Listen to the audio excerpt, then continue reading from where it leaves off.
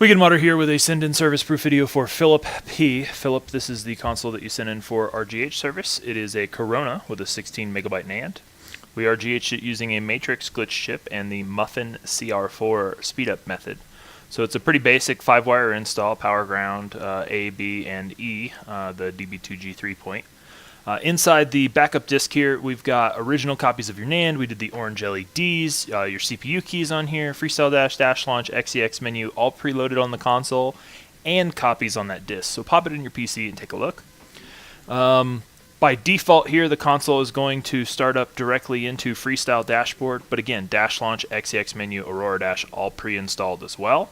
So thanks very much for trusting us with your console. I apologize if this one ran, looks like 9 business days, so just under our limit.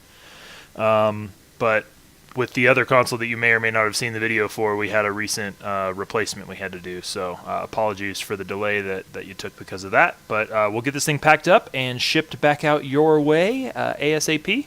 You'll have a tracking number in the email with the link to this video. Thanks.